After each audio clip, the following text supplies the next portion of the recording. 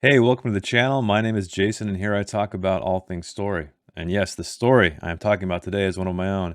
We have reached episode 37 of my series Worth 1000 Words, where I write a 1000 word short story based on a piece of artwork without an outline. And I have discovered an amazing artist. He has somehow taken the brushstrokes and the color palettes of the masters and the textural details into the digital realm. And this one was somewhat difficult for me to write, but I had a great time discovering the story. So before we check out the artwork, let's talk about the music or the soundtrack of the piece. What kind of steered me in the direction I did with this very odd story I came up with. It is by none other than Mr. Clint Mansell. Yes, you remember him from last week when I talked about the Moon soundtrack. This week is his latest soundtrack for a brand new movie called In the Earth by Ben Wheatley, who's one of my favorite directors. He has such a diverse portfolio of films. So with that said, let's move on and check out this week's artwork.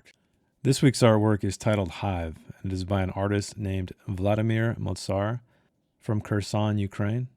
And this is another artist I discovered and absolutely love his work, particularly because he's taking modern themes and modern concepts, but executing them with the ways of the old masters, I guess you could say. I think when you see this, you know what I mean. It's the brushstrokes, it's the lighting, it's the color palette. You don't see this very often, and it's somewhat disappointing because there's just something that's so interesting about taking the techniques of traditional painters and pushing that into the digital space that has a really cool effect. So I'll stop gushing about the style. Let's talk about the art. So what do we have? We have a man, presumably. Could be a woman, I guess. Too small to tell.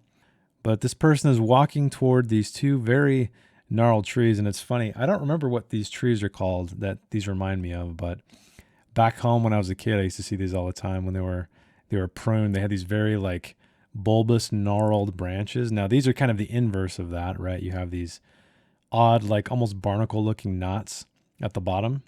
And the trees look like they've been stripped or are dead even. I mean, there's no leaves whatsoever. They're large but also stunted, almost pruned of everything they've had. But considering the title is called Hive, I'm thinking that those aren't knots, but they might be something else or repurposed to be something else. So I suppose that is my job to find out exactly what's going on with these trees. So Vladimir, thanks again for executing such an amazing piece. I look forward to what you do next. And now it's time to see what I came up with. No other trees grew there, so they were easy to find, if they were trees at all. Leafless, nearly branchless, he could make out all their detail for some time. The walk had been long, and he had dreaded the gnarled forms growing into view, but the walk had to be made. He didn't know why, nor thought to question why. It was a walk they had all made, his many fathers and mothers, none of whom were truly his own, but they loved him all the same. They told him he'd know the answer when he arrived, and that he'd find joy. He played the voices over and over in his head to search between them for meaning, until they deteriorated into the scratch of an old record. He stopped because his foot was sore from the walking, but also from something else. Pebbles somehow always made it into his boot, no matter how tightly he tied the laces. And tying them now would take some time, and the pain wasn't so bad, so he made his way down the meandering path that led right between the two trees, through a space that allayed the fear and the mystery that he'd carried since leaving home. Birds darted in discordant flocks, and he expected them to land on one of the few branches, but they never did, choosing flight over rest and perhaps a grub lodged in the old wood. He thought about this concept of labor over rest, and how he had been granted the latter ever since he had been a child, told the mind would always outlast the body. Another thing he had never questioned until now, and he had seen many of them deteriorate in mind before body. Perhaps it was the years taking their toll. Unbalanced strain. His pace quickened at this notion of unbalance, that pebble nipping his soul more and more, even though they had allowed him the most minimal of activity. He had exercised in secret, rearranging cords of wood, digging holes, then burying them again, careful to remove the upper layer of grass first, so no evidence of a hole would be left. So why were his joints sore, fingers stiff? It was cold, and the walk had been long. The trees didn't look so ominous anymore, the scoops of their trunks inviting. He smiled, felt the vibration of a sigh across his vocal cords, as his boots found pleasure in uprooting stone after stone to keep the path clear, an activity he hadn't realized he was doing until he looked back the way he had come. That smiled sigh again, followed by a tickle at the back of his throat. He couldn't clear or cough it away. Must be the mist again. The clouds that preferred the ground to the sky, the very ones that turned the forest beyond into a hazy memory. He decided he was close enough for whatever he was supposed to see. A dozen paces or so from the trunks. The space between the trees had been deceptive during his approach. They had created an overlap, which made the trees appear much closer to each other. But they stood a good distance apart, one in front of the other, the shorter one leaning across that distance with branches outstretched. The area at the base of the trunk did indeed look comfortable, and now would be as good a time as any to remove that pebble from his boot. He slipped it off but found nothing. He looked at the trees above. The branches looked even more barren. No fruit, no sap, no answers. He put his boot back on and tested his weight. Still the bite of that damn pebble. He stripped his foot bare. Looked so pale in the sunless sky. There, on the ball of his foot, just below his big toe, was a series of holes, so deep they looked black even in the daylight. His fingertips hesitated over them, and he half expected something to come out, wondering where the darkness had gone. Even more surprising than the discovery was the realization that he wasn't surprised. He'd never had these holes before, but they were as plain and ordinary as a toenail, not even a blister or wart. He had the desire to take the other boot and sock off, to feel the smooth path on his bare feet, so that's what he did. He traced the bark of the nearest tree, the smaller one, peeked into its many knots for the answers they'd said he'd find. Finding nothing at all but wood and moss, he moved to a nearby spot to feel the grass on his feet. It fanned between his toes, and he held on to it. The grass and earth had soothed his pain. He stretched, wiggling his fingers as if he were conducting the bird's flight above. Fine droplets spattered his eyes, making everything prismatic. He went to wipe them, but couldn't. His hands. He felt his connection to them, but was unable to command them. His arms, too. Shoulders, elbows, wrists. All of them were locked. Mentally moving down his body, he found the rest of his joints were the same. His neck allowed him one more turn, and that was to look at the two trees behind him, which appeared to have slightly changed their configurations.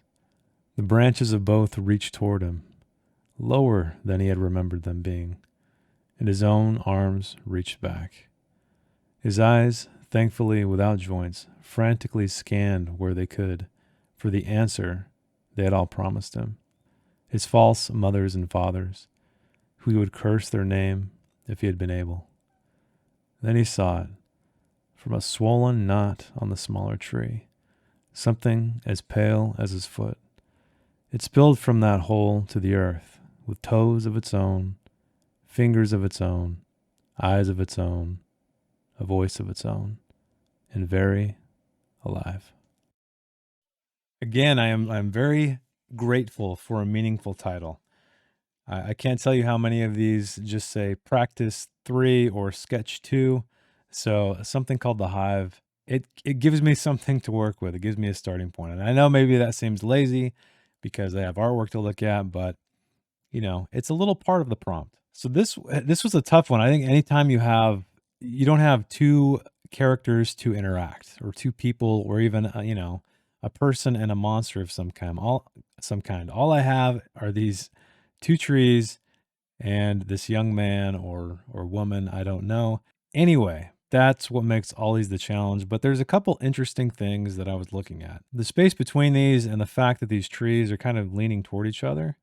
Also, the fact that they are alone, seemingly, right? We see little hints of trees in the background concealed by the fog, but that's it. So it makes you wonder, like, what are these trees doing here? Why are they by themselves? Why are there no others around? Why do they not have leaves? It appears to be an infestation of some kind, or I should say, these trees have been repurposed. Now, I know it's probably easy to think about, oh, well, I can just have giant worms come out of these things, and this guy fights them, and but that's not really interesting. That's not what I try to go for. Uh, and as you know, this one is a little odd. I don't know that what I came up with matches the piece, but it has this kind of timeless look where it's classical, but it almost feels fantasy or science fiction, at least to me. And so I wanted to dabble with that. I wanted to do some world building. And so I started out with a seed. No other trees grew there, so they were easy to find if they were trees at all. So immediately I tried to plant the seed, and that is not a pun, of, what are these things? Do they even appear this way? And even from the POV character, there's something not quite right. And for whatever reason, this guy he's walking toward these things. He's been told to go here. And I also established they had many mothers and fathers, which was something that I had to seed in after the fact, because this one actually was difficult for me to find an ending. Like, I was writing and writing and writing. A lot of times I know the end or I have an idea of where this thing might end up. And this one I had no idea. And so that's a great lesson, and one that I try to heed, is that always know your ending. Always, always, always know your goal for writing, no matter how long the novel is. If it's a series of novels, know how that's going to end, or at least have a good idea, because everything leads to that point. And I know that sounds obvious, but you'll you'll know, especially if you read something like Stephen King. Now, Stephen King, love the guy, completely respect the guy. One of the greatest writers of all time. But if you ever read his stuff, you'll notice that they always kind of fall flat. There's very few of his stories that have this catharsis, or, just a very satisfying ending. And I think it has a lot to do with the fact that he's a pantser. So he doesn't outline whatsoever. He creates a conflict or a relationship between two people or a group of people, or establishes a problem, and then goes from there, and just kind of, discovery writes. And then once he gets to the end, he knows that, okay, now I try to find the connective tissue. But the problem is, he's written, 120,000 word manuscript in a few months, and, you know, everything is leading to something he didn't know when he started. And that's why, to me, it feels like such a mess sometimes. But anyway, I'm getting off track, so let's talk more about this one.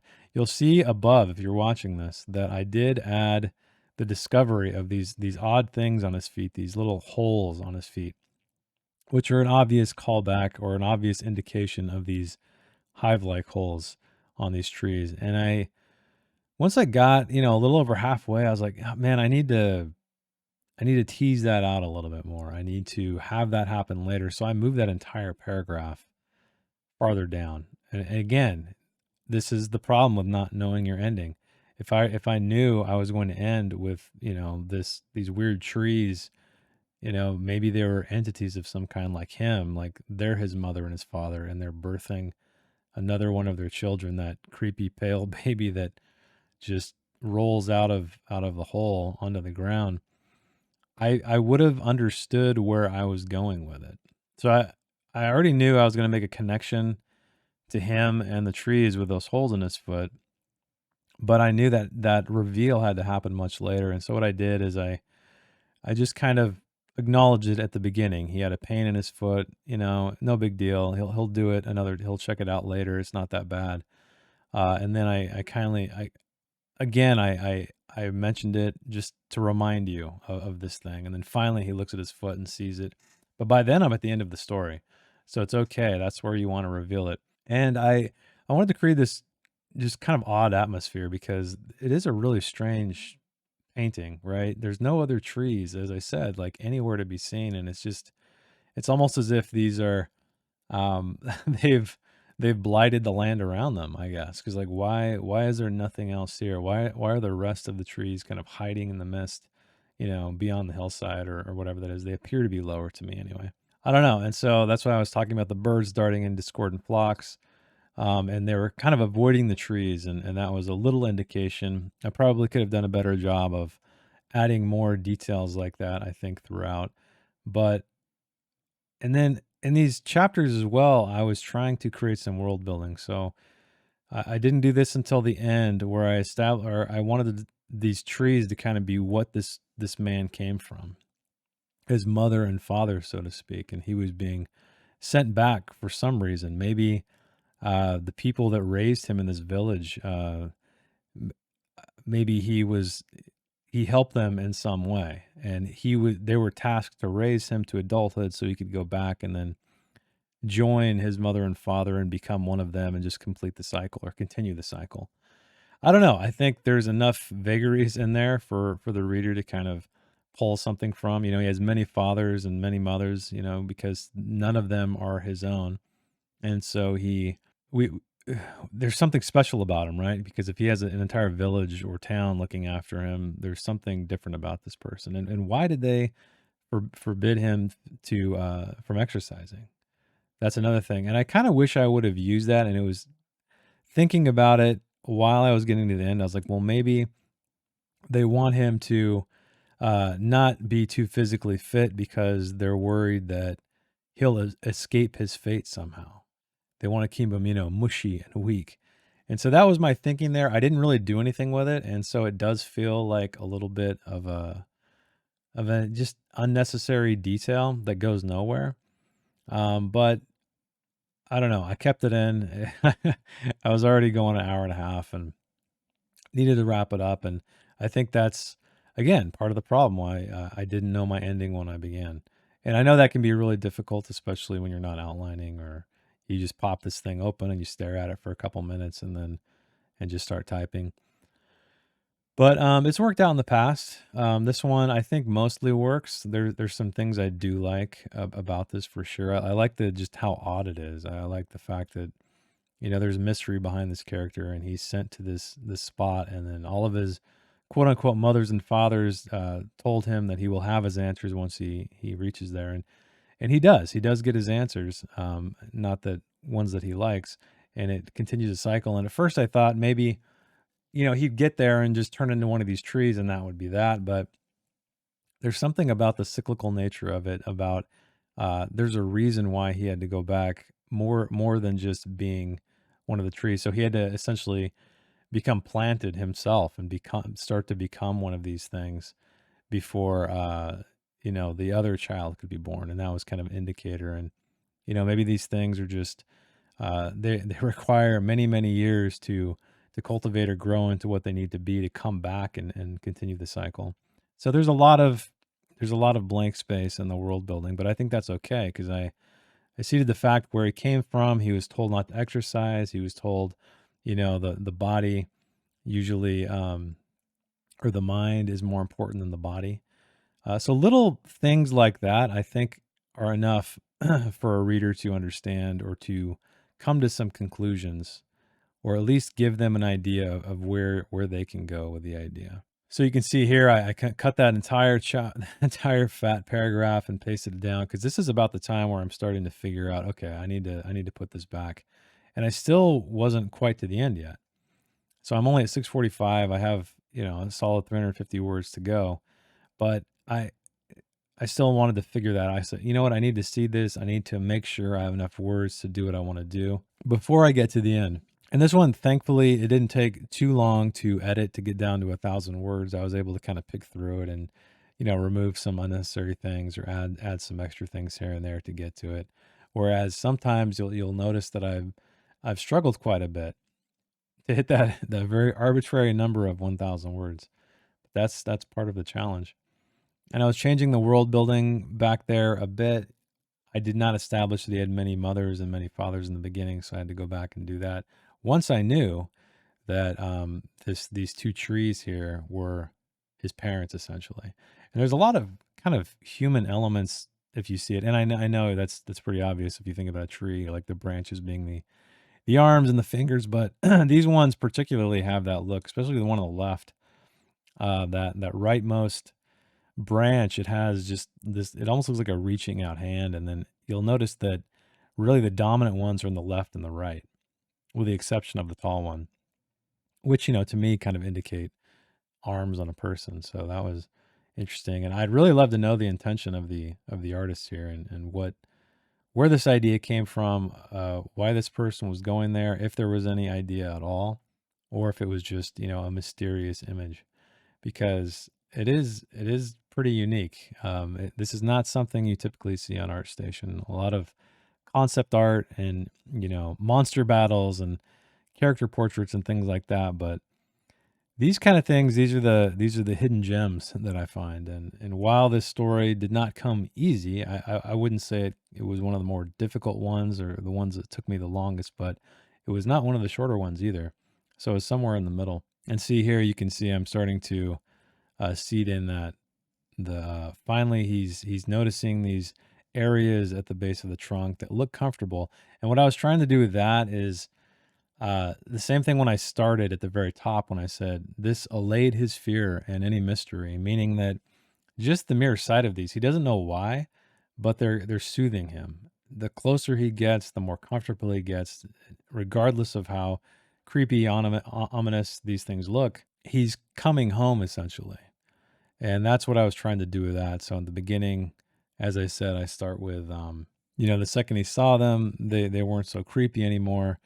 Any fear went away, and then he started noticing details about how, oh, the scoop of their trunk looks like a comfortable place to sit, and then he wanted to take his feet off, and then also other details where he was, you know, uh, unconsciously removing the stones from the path, like getting all the rocks and things out of the way for future growth. So those are the little hints that I tried to put in there to indicate to the reader that the headspace of the character and how like what he dreaded, when he first started coming over this hill or into this view, was quickly gone as soon as he saw these things. And I had to go back and see this. I had to space it out relatively evenly, just to make it feel like it's building towards something.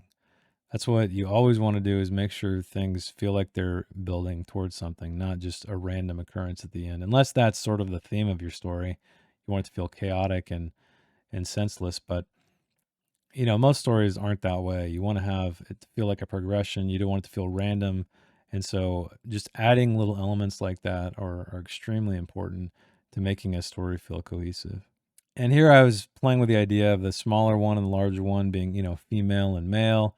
Another detail I added at the very end with the swollen knot, which is essentially the birth canal, I guess you could call it, from the smaller tree. And again, once he reached there, I wanted to personify these trees more and more and more until the obvious end or the obvious conclusion where a child is born, an odd, pale child that looks a lot like him. And I used the image of his foot, his pale foot, that when he exposed it, when he took his boot and sock off, I wanted to use that as a key visual to link it back to this child that that rolled out of this tree, just to connect the two, in case it wasn't obvious enough already. And in this final paragraph, or well, one of the last few paragraphs, I'm starting to get him in the position of a tree. So he's stretching, wiggling his fingers as if he were conducting the bird's flight above. Fine droplets spattered his eyes, making everything prismatic. That's funny, that visual. I used to wear contacts a lot, and when rain hits your contacts, not your bare eyes, so this really doesn't make a lot of sense, you get these interesting blurry refractions in your eye. And so that's where that popped in, even though it's not realistic. And then we find that when he goes to wipe them, he finds that he can't. He can't move his hands really. He understands, he feels the connection to them, but he has no ability to move them. And it's funny because this kind of reminded me of the very first episode where it was this warrior or man trying to get help for his dead wife, who was going to see these witches or something, if I remember right. And he just became one of the other statues. So I mean, I guess that's the only similarity between these two stories, is that something is someone is transforming into something, or losing their life in another way. Whereas this one, it's gaining life, I guess, so to speak. He's adding to the future of whatever arrangement these trees have with these people. And I what I like about that concept is it really opens up a lot for world building. I mean, you could take that idea of some kind of pact, or some kind of ancient worship between these trees and these people. Like maybe they look at this thing as like God or gods, and they're trying to just um, maybe there is an arrangement. Maybe these trees provide something. Maybe the children they provide are what they need. Maybe these men and women can't have children for some reason, so they're going to slowly die out, and so they get the joy from that. I don't know. I think that's one thing I like about not being super clear with the world building. I know a lot of people, particularly in fantasy and even sci-fi, they like very defined answers, which I don't know if they like it or they think they like it. And so a lot of authors go into excruciating detail with the world building, and I think leaving a lot of holes in there, as long as those holes don't feel like plot holes, I think that's really the best approach, and it's what I prefer to do, because um, the white space, I guess the white space of the story, or the empty space, can be extremely powerful, more powerful than knowing the answers. And I'm sure you know that. Anytime I guess if you've ever seen Lost, I never watched the story, but so many people loved it up until the end, because when you have too much mystery, you're never going to satisfy anybody. And so even though that question was answered, I feel like 50% or more of the people hated it. They did not accept that answer. It's because it was too much mystery, right? And then too much answer, or too much clarity to that mystery toward the end. And so I just like to let, the world building breathe a little bit. I like to put a little bit out there. I like to let it just, let the reader's mind just kind of take from it what they will. Not that I feel like you shouldn't know at all what you're doing, but just try not to detail it out too much. If you need to do it for yourself, just so you know, so things make sense, feel free, but don't put it on the page. I guarantee you'll be much happier with it. It'll feel like a real thing, because, rarely in life do we know all the answers. And I struggled this last paragraph for a little bit, trying to get the wording right. I like just very alive. And that was something I wrote quickly or earlier. And, I was like, oh, okay, well, I'll fix that later. But then I ended up liking it when I came back to it. And so I had to lead up to that with these last 20 or so words. And again, I wanted to have that image of his pale foot, because that is a connection between who he is, what he'd become, and what the cycle was going to, where the cycle was going to go. 2 more words and we are done. Welcome to the end, dear viewer. I am so glad you made it. So what did I think about the story? What did I like? What didn't I like? Let's talk about it. So let's start with the good. What did I like about it? I like that it was weird. It just had this odd vibe to it. I had no idea where I was going with it, and then it ended up being this guy with these weird holes in his feet that signified that he was going to become one of these trees, and then complete some kind of weird cycle where once he arrived, or once the next person or tree arrived, then that would birth yet another one to complete the cycle. And I like the subtle world building here. I didn't overtly say anything really what was going on, but I did hint at some things, and I kept it open enough where I think the reader can come to their own conclusions. And I talked a little bit about that during the analysis. So finding conflict here was tough, because we have just one person approaching these two trees that have these hives at the very bottom. So really, I just had to figure out why he was here. What was he going to do? What were the repercussions of the fact that he was going to this location? Because it did have a special appearance to it, right? There were these trees rising up. There was nothing else beyond. There was a cloak of like fog just beyond that. So I worked with that. I worked with those elements, and just taking that into account to hopefully make everything come together and feel like a cohesive story. So what didn't I like? Well, I'd say what I didn't like is that there were some elements in there, particularly when I talked about him thinking about the mind degrading before the body does, and how he sort of exercised in secret. And because I didn't use that element, it didn't really serve as a red herring. I was thinking maybe because he did that, he was able to escape his fate, but then I just had a different idea at the end. And so it's elements like those that really can throw a story off, because you want everything to matter, right? Every little thing should matter. You shouldn't say anything that doesn't matter. Otherwise, it's wasted words. So I feel like that paragraph could probably go, be swapped out with something else, or I could move those elements to actually matter. But that is not what happened. You saw the story unfold before your eyes as I typed it out. And that's what I love so much about this, is it allows me to be free and just create something. And even if it's not that great, like, I learned something from it. And I hope you do as well. And I hope you're doing exercises like this, because I can't begin to tell you how much this has helped me, like tackle different genres I've never done, or play with character ideas that I've never done. But that is it for me. I hope you enjoyed the story. I hope you got something out of this video. And if you'd like to support the channel, give me a like if you liked it, subscribe if you like story related content, check out my books, join my Discord, come hang out with me on my live streams. All the links are down in the description. And keep reading, keep writing, and I will see you next week. Thanks. Bye. If you'd like to read the story in its non-video format, check the link in the description. I didn't edit anything else, promise. Thanks again.